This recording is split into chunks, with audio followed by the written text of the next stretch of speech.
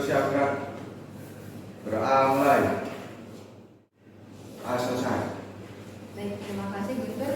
Sebelumnya Ibu mau bertanya apakah teman-teman kalian ada yang tidak masuk, tidak hadir hari ini? Ada Bu. Siapa? Sabar Bu. Sabar. Oke, sudah. Sebelum kita memulai kelas, tolong satu perwakilan bisa memimpin kita menyanyikan lagu nasional terlebih dahulu supaya lebih semangat. Aku hargai airku tidak lupakan hargai. Terima kasih Pandu. Nah, anak-anak kemarin masih ingat pembelajaran IPAS minggu lalu tentang benua. Berapa benua? Nah, sekarang kira-kira dari yang sudah Ibu perlihatkan kita mau belajar apa ya? Negara. Betul. Lebih tepatnya tujuan pembelajaran kita hari ini adalah pemanfaatan kondisi geografis demi pengoptimalan potensi. Nah, sekarang ini kita akan menjelajahi negara. Sebelum itu Ibu mau tebak-tebakan negara apa yang diberi julukan Gajah Putih? Thailand. Betul. Kalau matahari putih? Betul. Nah, lagi. Kalau negeri para dewa? Iya. Bilangin ya. Nah, langsung aja ya kita menjelajahi negara. Penerbangan pertama. Nah, cewek yang suka Swiss. Betul. Nah, apa yang kalian tahu tentang Selandia Baru? Dari foto ini apa yang kalian tahu tentang Selandia Baru? Banyak sapi. Iya, betul. Banyak sapinya ya. Nah, foto juga mirip-mirip Selandia Baru sih. Nah, nih di Selandia Baru ini mereka itu daratannya tidak bisa ditanami gandum. Jadi pemerintah berinisiatif untuk mengalokasikan anggaran mereka demi inovasi dalam sistem atau sektor agrikulturnya. Nah, jadi para petani dan para peternak di Selandia Baru ini diberikan edukasi tentang peternakan dan pertanian yang lebih modern dengan teknologi. Nah, jadi kami bisa lihat di sini sapinya mereka di ternak dengan mesin. Nah, makanya di Selandia Baru ini 95%-nya itu dari hasil peternakan dan pertanian ini sudah bisa diekspor ke mancanegara. Keren kan? Pendapatan utamanya Selandia Baru adalah dari peternakan dan pertaniannya. Kira-kira di Indonesia bisa nggak kayak gitu? Bisa, insya Allah gitu. Next ya, kita terbang lagi. Penerbangan kedua. Kemana nih? Apa ya? Belanda. Selain Belanda.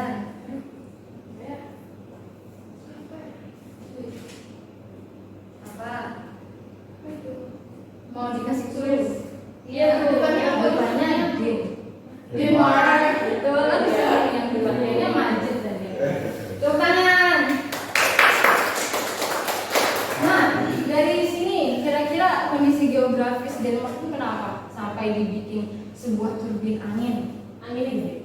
Betul, anginnya kencang. Makanya pengelolaan pemerintahnya ini mendirikan turbin angin di tepi pantai dan dataran tinggi Denmark.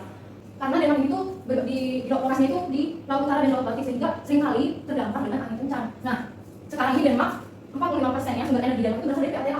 Jadi mereka sudah tidak menggunakan listrik, masih sih, cuma setengahnya itu dari PLTA ini. Dan mereka itu berencana 2050 akan 100% menggunakan sumber terbarukan yaitu PLTA ini. Jadi bayangkan satu negara hanya mengandalkan sumber angin mereka. Keren ya? Kira-kira Indonesia bisa juga nggak kayak gini? Kalau anginnya kencang, semoga bisa. Ya. Amin. Next ya. Ini ya sudah terlihat dari landmarknya yang sangat ciri khas. Kita kasih karya ya.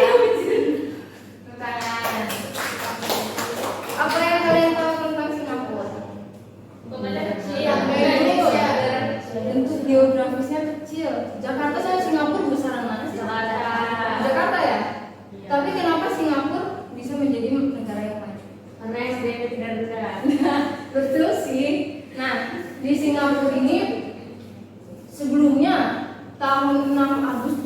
1965 itu memiliki banyak sekali kekurangan. Mereka penganggurannya banyak sekali, terus SDA-nya mereka juga tidak punya, ya kan?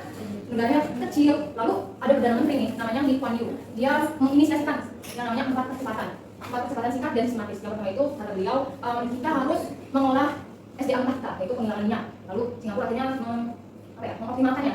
Lalu yang kedua, kata Lee Kuan Yew ini, kita harus berubah dari industri yang tadinya padat karya menjadi padat modal. Kalian tahu nggak sih padat karya dan padat modal? Ya, misalnya ini pabrik yang padat karya ini mempekerjakan manusia, tapi dia butuh ratusan manusia, ratusan pekerja. Nah, tapi di padat modal ini mereka hanya membutuhkan mungkin sekitar puluhan pekerja, namun mereka mengoptimalkannya dari mesinnya, teknologinya, begitu. Lalu yang ketiga kata Lee Kuan Yew ini, kita harus meningkatkan fasilitas internasional supaya terlihat baik di mata negara lain. Contohnya itu, kalian tahu apa yang paling sering di kajian kampus juga bisa. Ini yang ada air mancurnya bagus banget selain sini. Airport Changi itu sangat terkenal kan di Singapura. Lalu yang keempat ini kata Lee Kuan Yew ini, kita harus meningkatkan teknologi dan pendidikannya. Jadi dari keempat percepatan itu tadi akhirnya Singapura bisa menjadi negara pertama, negara maju pertama di Asia Tenggara. Keren ya. Kita next ke negara selanjutnya. Apa nih?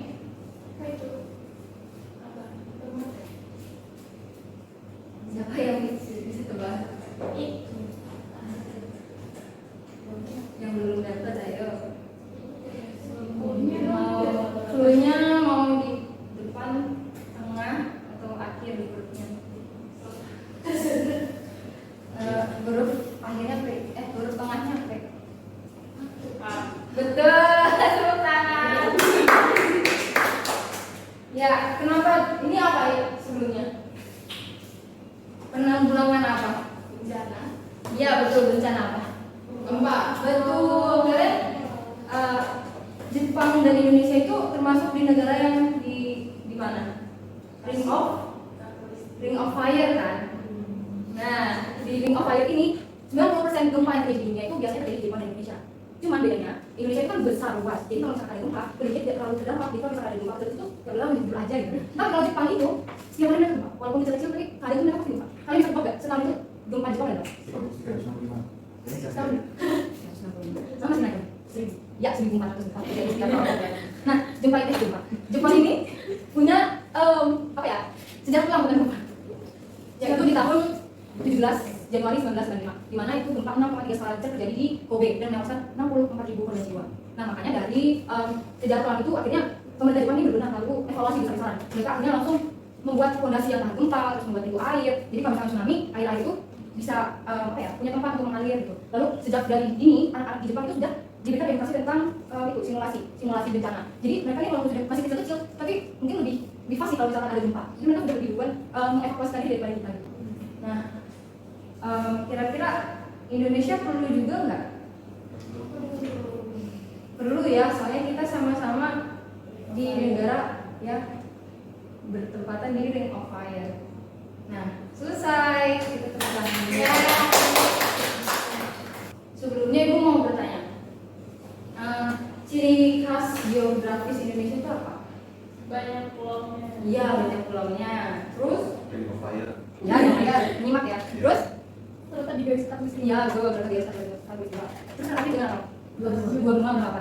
Samudra Pasifik, Samudra Hindia. Terus Samudra terletak di akhir gua?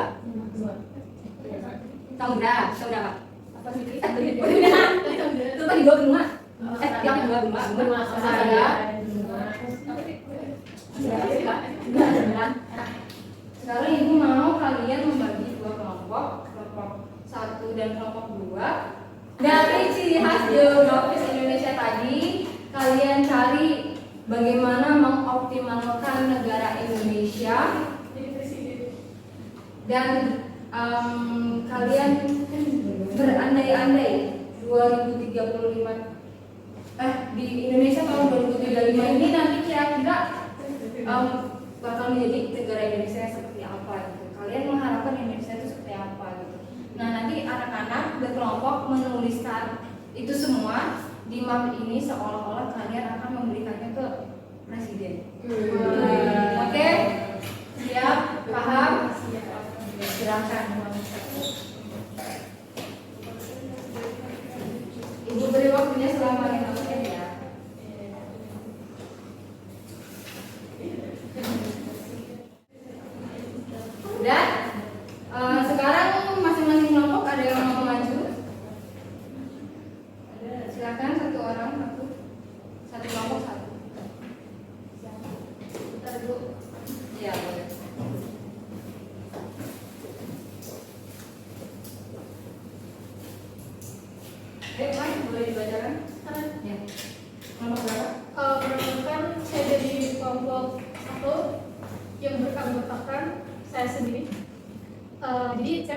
untuk masa depan. Untuk Indonesia di tahun 2035, semoga letak geografis Indonesia yang strategis sebagai negara kepulauan dapat menjadi jalur laut sebagai jalur utama perdagangan internasional. Dengan adanya optimalisasi fasilitas pelabuhan, sehingga jalur laut Indonesia dapat menjadi sumber pendapatan utama negara dan membuat jalur laut di Indonesia menjadi jalur laut tersibuk di dunia. Amin. Wow, keren. Baru lalu tersibuk di dunia, semoga kita amankan ya sama-sama. Ya, saya boleh dukungan terima kasih. Nanti saya kelompok dulu ya akan bagaimana. Ini suatu Indonesia tahun 2005. Semoga kondisi geografis Indonesia yang dengan ribuan pulau, hubungan dengan tropis dan garis pantai yang panjang dapat dioptimalkan menjadi tempat pariwisata turis internasional dan menjadi sektor andalan perekonomian dan kekayaan budaya yang beragam dengan relevansi bangsa sebagai tambah industri pariwisata Indonesia. Sehingga tidak hanya Bali yang go internasional, tapi tiap pulau selain Bali juga dapat mendapat hadiah yang sama juga. Wah, keren. Nanti saya kamu nggak mau hadiah? Terima kasih ya. Oke, tadi apa kata teman-teman kalian dua-duanya sama nih tentang memanfaatkan strategisnya negara Indonesia. Itu yang pertama tadi tentang apa? Jalur laut ya, perairan. Lalu yang kedua pariwisata. Wah, semoga kita aminkan Indonesia bisa mengoptimalkan dua hal tersebut ya. Ayo satu dua tiga.